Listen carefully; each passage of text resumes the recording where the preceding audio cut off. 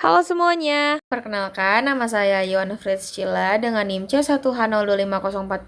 Hari ini saya mau menjelaskan tentang bab 4 yaitu Pancasila sebagai ideologi terbuka. Kenapa penting? Karena ideologi itu ibarat kompas buat bangsa. Kalau kita nggak punya ideologi yang jelas, negara bisa gampang banget kebawa arus dari pengaruh luar. Nah, lewat materi ini kita bakal lihat apa itu ideologi, jenis-jenis ideologi yang ada, gimana Pancasila dibanding dengan ideologi lain, dan kenapa Pancasila masih relevan buat kita sekarang. Nah, ideologi itu apa sih? Simpelnya, ideologi itu kumpulan nilai, cita-cita, sama keyakinan yang jadi pegangan hidup suatu bangsa. Kalau ibarat manusia, ideologi itu kayak prinsip hidup. Tanpa prinsip, orang gampang banget bingung dan kebawa arus. Sama halnya dengan bangsa, tanpa ideologi bisa kehilangan arah. Selanjutnya ada macam-macam ideologi. Macam-macam ideologi itu ada 4. Yang pertama itu ada liberalisme. Fokusnya lebih ke kebebasan individu. Orang tuh bebas mau ngapain aja, tapi kadang kebebasan ini tuh bikin jurang antara yang kaya sama yang miskin tuh makin lebar. Yang kedua ada sosialisme atau komunisme. Semua itu diusahakan sama rata. Kepemilikan di yang kelola bareng. Bagus sih buat kesetaraan. Tapi biasanya kebebasan pribadi jadi terbatas. Yang ketiga itu ada nasionalisme. Ini tuh lebih menekankan cinta tanah air dan persatuan bangsa. Bisa bikin kompak, tapi kalau kebebasan bisa jadi fanatik sempit sih. Yang keempat itu ada Pancasila.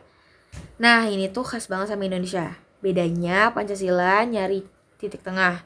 Dia itu nggak hanya mikirin individu, tapi juga masyarakat, bangsa, dan juga hubungan kita dengan Tuhan.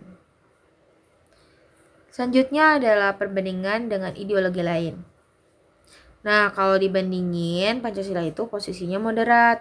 Dia itu nggak ekstrem ke satu sisi, nggak yang ditulis kayak liberalisme, tapi juga nggak kolektivitis banget kayak komunisme. Yang bikin spesial itu Pancasila lahir dari nilai-nilai bangsa Indonesia sendiri, bukan ideologi impor. Tapi meskipun lokal, isinya tetap universal, jadi bisa diterima di mana aja. Selanjutnya ada Pancasila sebagai ideologi terbuka. Pancasila juga punya sifat ini loh. Artinya apa? Artinya Pancasila itu bisa menyesuaikan diri pada perkembangan zaman. Contohnya itu kayak di zaman dulu tantangannya itu penjajahan.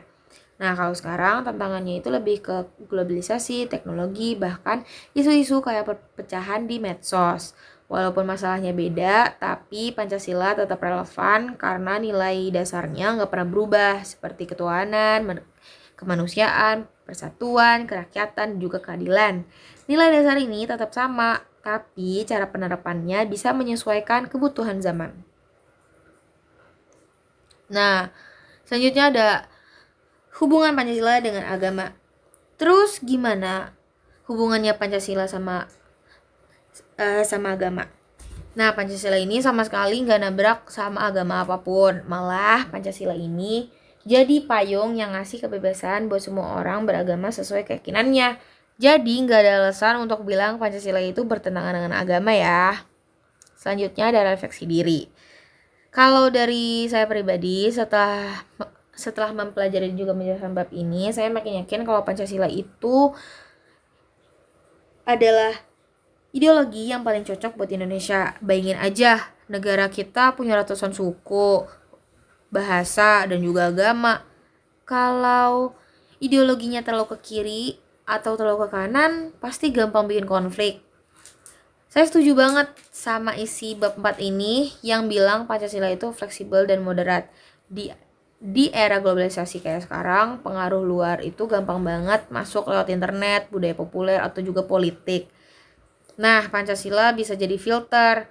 Kita bisa ambil hal-hal baik dari luar, tapi tetap jaga jati diri bangsa. Masalah-masalah kayak toleransi, keadilan sosial, dan juga demokrasi juga sebenarnya udah ada jawabannya di Pancasila. Tinggal kita aja generasi muda mau benar-benar jalanin atau enggak. Oke, jadi kesimpulannya, ideologi itu prinsip dasar bangsa. Pancasila sebagai ideologi terbuka punya kelebihan. Dia itu fleksibel, gak kaku, dan bisa seimbang antara nilai universal dengan kepribadian bangsa kita. Karena itu, Pancasila masih relevan banget buat dijadiin pedoman hidup berbangsa dan bernegara, bahkan di era modern sekarang ini. Terima kasih banyak yang sudah menyimak. Semoga kita makin paham dan bisa benar-benar mengamalkan Pancasila dalam kehidupan kita sehari-hari. Sekian dari saya, kurang lebihnya mohon maaf. Udah deh semuanya.